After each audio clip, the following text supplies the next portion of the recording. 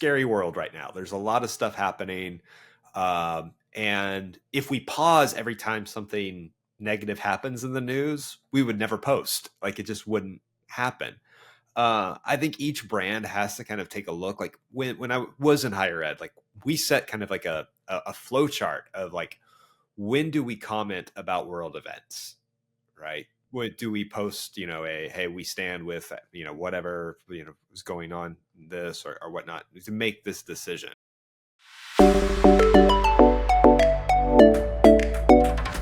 Welcome to Agents of Change, a podcast about the future of B2B marketing, featuring insights from executives at top agencies. I'm Danielle O'Neill with Leadtail. Let's hop on in. Welcome back to Agents of Change. I'm really excited to have with us today Jon-Stephen Stansel. He is social media strategist. He is social media guru. He is the one that says everything louder for those of you in the back that don't understand social media marketing. Jon-Stephen is here to tell you all about it. And also, as a social media marketer, make you realize you are not alone in your feelings on platforms, aka Meta. So welcome, Jon-Stephen. Thank you. It's good to be here today. So first thing we have to talk about is, it's very obvious to all of us, but let's put it out there anyway. Social landscape is changing fast. We have platforms that are presumably dying. We have others that are coming up. They're being introduced. So when we have all of these things coming at us, there can almost be a FOMO feeling that we're fearful of missing out on whatever the next big social platform is. So how do we as social managers really manage that feeling of FOMO, particularly for us and our clients, our bosses, everybody? Yeah, it's tough. Like I said, a lot's going on, and it's a big time of uncertainty with social platforms right now. And with new platforms popping up and nobody really sure which one's going to take off, there's a lot of shiny new object syndrome. Like, when Threads first launched, every brand was really quick to jump on and see what it was all about. Almost it felt like the first couple of days of that was just like, it was brands there first before actual people.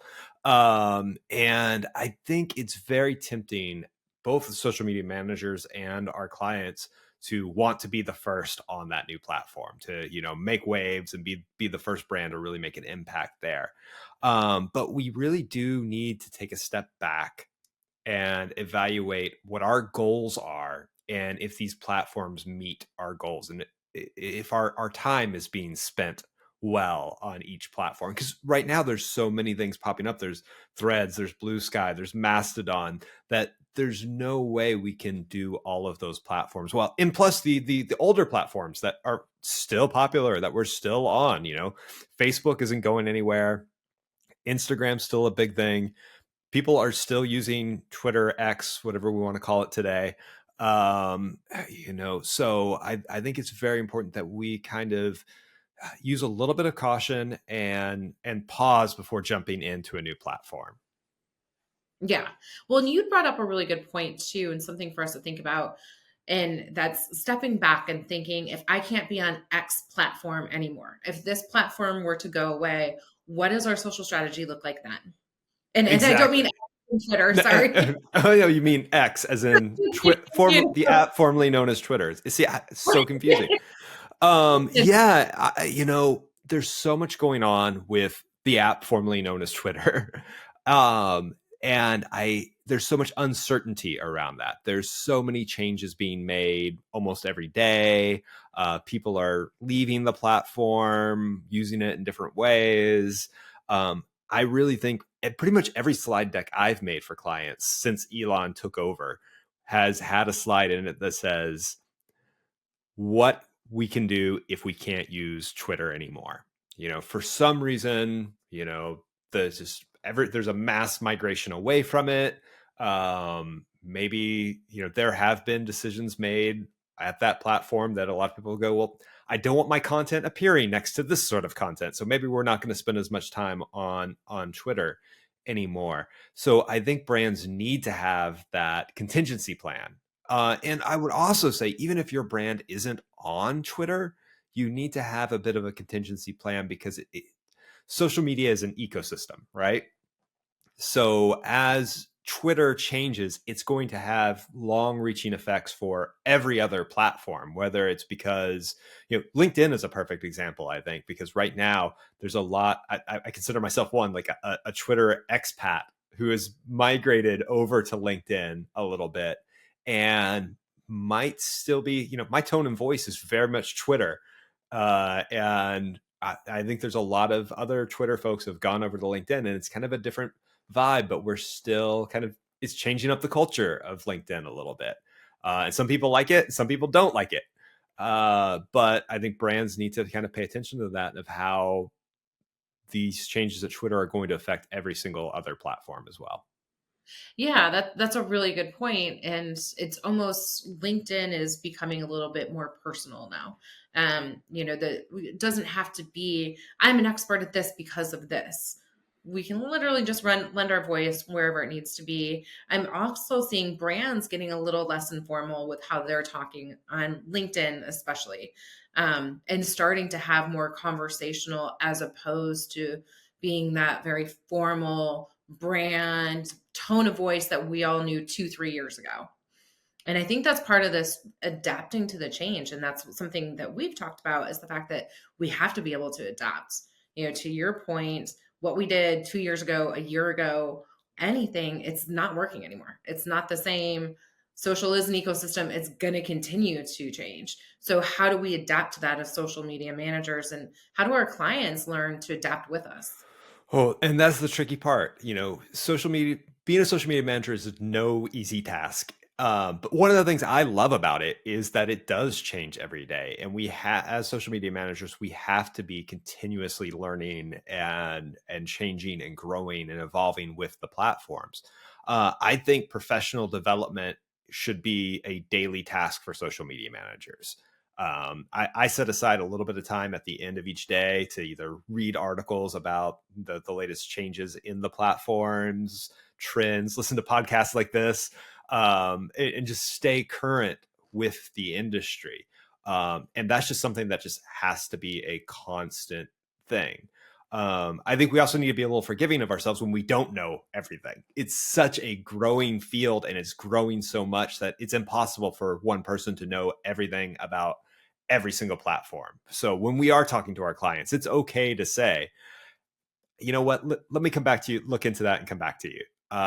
That's a perfectly acceptable answer, because those things could change. I remember when Twitter went from 140 characters to 280. And I remember that exactly because I was giving a presentation when that was launched. And I was just like, hey, everything I'm telling you in this presentation is kind of shifting a little bit. Your Twitter strategy is going to change because you're going to get more characters. So I think we have to deal with that ourselves, and then also set realistic expectations with our clients, that they know, like, hey, sometimes, best laid plans of mice and men, the platform changed and we can't do this. Our strategy is going to have to change, or this campaign that we were about to launch, we're going to have to make some adjustments real quick because there's been a big platform change, and we just have to be able to roll with those punches. With all these changes and everything else that's coming, we also have to learn to embrace different types of content. We're in the B2B tech space. There's a lot of ebooks, there's a lot of gated content, there is a lot of blogs, a lot of everything. So what we've been doing is trying to get our clients to start to embrace more video content. We all love video, long form, short form. It's performing very well. And I know that this has been tough for some brands to adapt to the changes and really adopt where it is that we're telling them to go. So, how can we help them as social media managers understand the importance of this adaptation? Oh, some of it just comes down to data and showing the clients, like, hey, this is how these videos are performing versus plain text. Also, I think some of it's just comforting. Video is tough. It's hard. It makes you a little vulnerable, right? Not everybody wants to be on camera all the time. I know I don't, right? I've tried just my own personal TikTok, doing more social media marketing videos there, and there are days where it's like, I can't, I don't want to be on the camera today and pretend to be like super happy about some change in Facebook's algorithm or something. So I think it's important that we make sure that the brands that we work with, our clients, are comfortable with video content. Know that there's various forms of video content. Maybe you don't have to have a face on there all the time. There are creative ways to do that. There are ways to repurpose the content that you already have for video, and also just be willing to roll with that change, because right now TikTok's not going anywhere, and video content is performing really well on just every other platform as well. And I think that is a bit of a direction we're moving. I think some of us were a little hesitant when TikTok came out, because we all remembered that first Facebook pivot to video where it was like, oh, it's going to be all video now. And then it wasn't so much. But that's just part of the social media landscape. Like, these things happen, video will take off for a while, and maybe, plain text content or still images will do really well for a bit. And we just have to be able to move and adjust at the speed of social media. Yeah, and that can be lightning speed. It can be hard for us to really understand how to make that pivot, I think. And then that kind of leads to our next point here, having this conversation. So we have to be able to talk through all of these changes, the different ways that we're almost tackling them with our bosses, but additionally our clients, and having them understand where this is coming from. So how do we have this conversation? Because we know, one, it's not going to be easy. We're having to tell them they have to change some things. Two, we don't have all of the data that we need to back up some of our gut check instincts, knowing social, this is a thought that we have. And then also just getting them on the bandwagon of, you know what, maybe we're not on X anymore. Maybe now we put all of our money into Threads, or we're going to spend it over here. And we're actually going to get a TikTok going, whatever it might be. I think, this is something all marketers struggle with. And I especially, because I'm not the most diplomatic of people a lot of times. I'm, my feeling, I'm a little bit like Kool-Aid Man, where I just want to like burst through the door and be like, we're changing, we're doing this now. But I think that also comes from long-term trust building with your clients of, hey, I'm yeah, it takes a while to get there, and it's a constant, not, I won't say battle, battle's not the right word for that, but it's something that you constantly have to tend to, of, okay, yes, we did say this last year, but things have changed. And being honest about your data, both good and bad. I think it's far too often, we in agencies will be like, oh, we're going to share all the good data, like to make us look good, but also be willing to share some of the, like, hey, we've noticed this drop in engagement here, or whatnot, and this is what we think is causing it. This is what we think we can do about it. And that sort of honesty really helps you in the long run when you do need to make some of these changes and convince, like, hey, we really do need to be on this. And also, kind of back to what we were talking about earlier about FOMO, you want to be able to, your client to know that you aren't acting out of FOMO. There's so many marketers that will be like, oh, we have to be Threads launched, we have to be on Threads today, what are we doing, what are we doing? And if you can be that level-headed person in your client's life that says, yeah, Threads is neat, why don't we wait on it and see what happens? Or if you do really believe, like, hey, there's something going on here, we need to get on it as soon as possible, the client trusts and believes you. And that just takes time, and being completely honest with them all the time. Yeah, it reminds me of a point that you'd made where we really have to be the adult in the room. Everybody wants to chase the shiny toy, everybody wants to chase the next thing, but we need to be the adults to step back and say, okay, what is our strategy here? Yeah, Threads is cool, but if we don't have an Instagram strategy right now, then why do we need a Thread strategy? So let's figure out what these look like and how we can combine them, and really start to open up that dialogue. Exactly. And I think that happens so often too, where we do get that rush of like, oh, we want to be the first on this platform. And generally what happens for like bigger brands too, as soon as the platform opens up, there's like top 10 brands on Threads this weekend. That's, in some industry publication. Everybody wants to be one of those. But one, our audiences don't care about that. So what we need to think about, don't rush to be the first brand on a platform.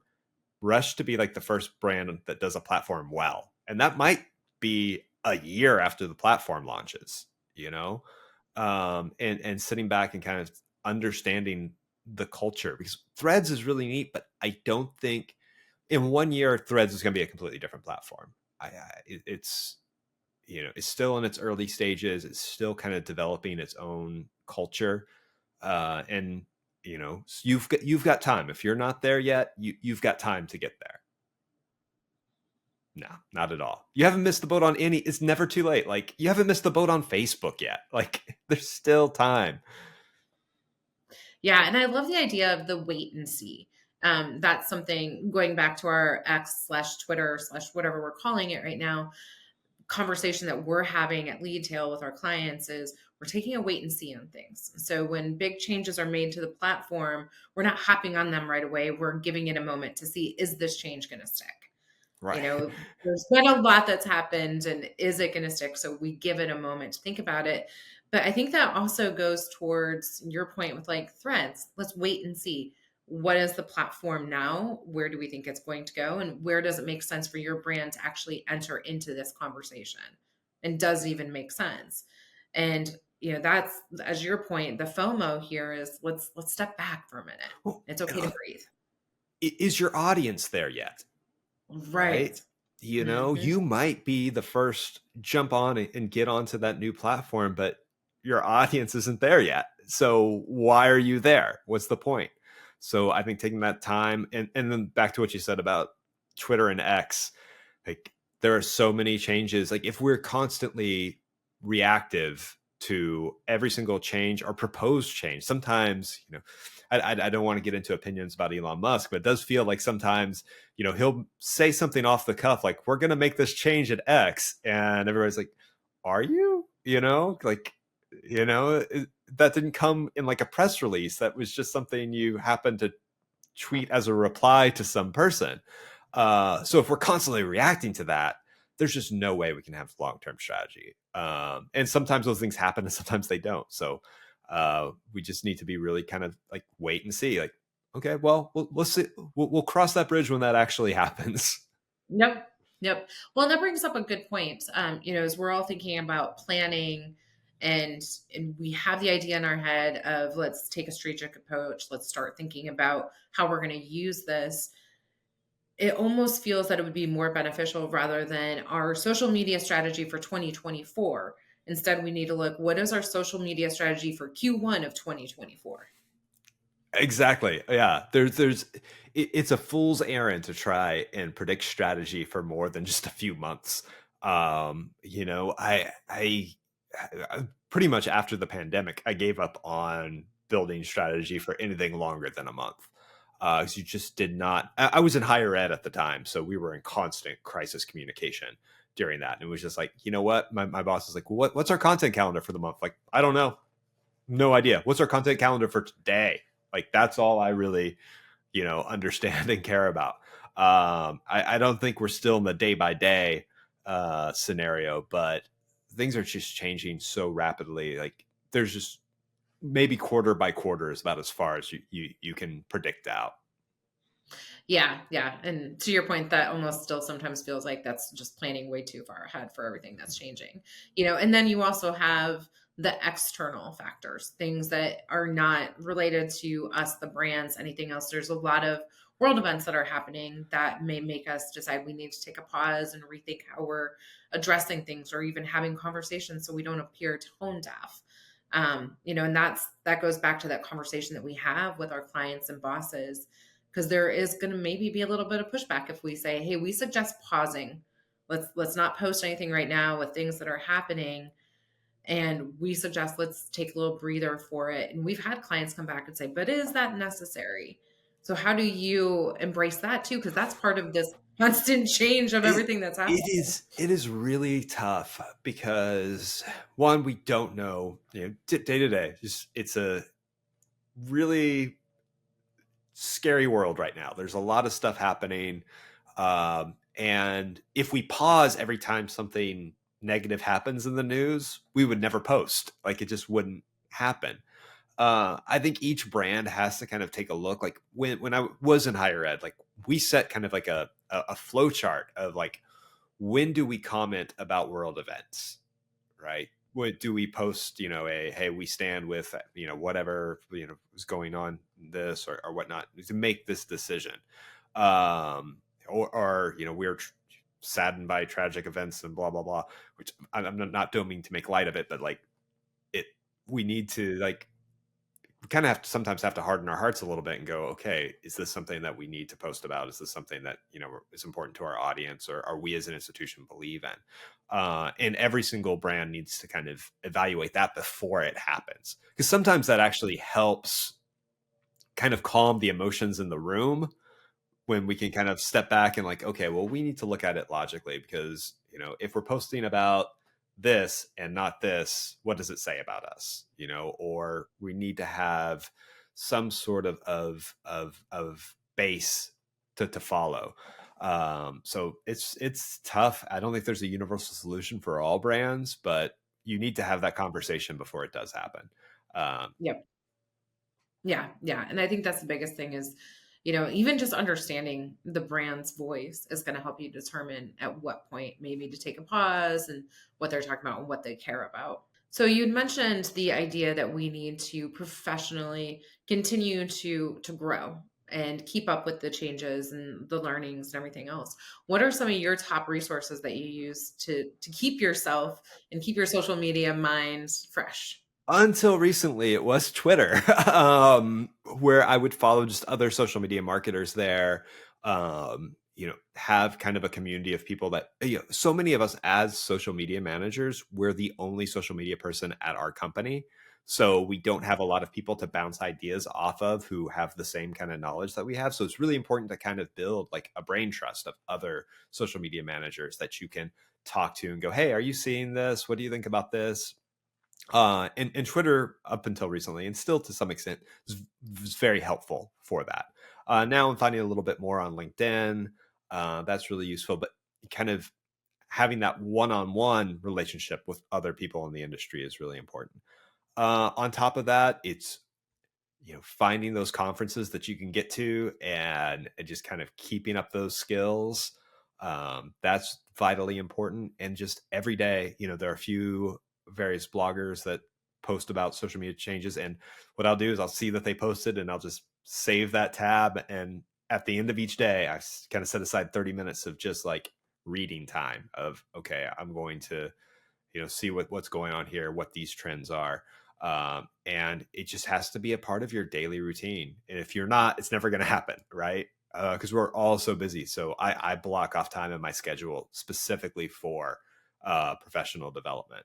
It's easiest for me to do it at the end of the day than any other spot, but you've just got to find the time that works for you. Yeah, and that's good advice, that calendar blocking and just remembering to include time for your own development in there. It doesn't always have to be client focused. Exactly. And that's something that, I think it's really important to talk, to your supervisors about of, hey, professional development is really important in this field. I'm going to take 30 minutes a day and work on this. Or, hey, can you provide me some resources, Yeah. so I can take a course or I can go to that conference, because it's worth every penny that you spend on it. hmm Yeah, 100%. All right. So, Jon-Stephen, before we wrap up today, what are you working on right now that you're most excited about? Oh, a few things. I'm Invincible season 2 starts November 3rd. I'm part of the team. I'm a freelancer on it, and I'm really excited about some of the content we're going to be putting out there. I am in the middle of launching something that I'm still kind of secret, but keep an eye out in January. Should have more details on that soon. So those are kind of the two big things happening right now. Fantastic. Well, we'll make sure to watch out for any new announcements coming. Yeah, yeah. You can find me on all the socials. I'm there somewhere. I'm got the same handle everywhere at JS Stansel. That's perfect.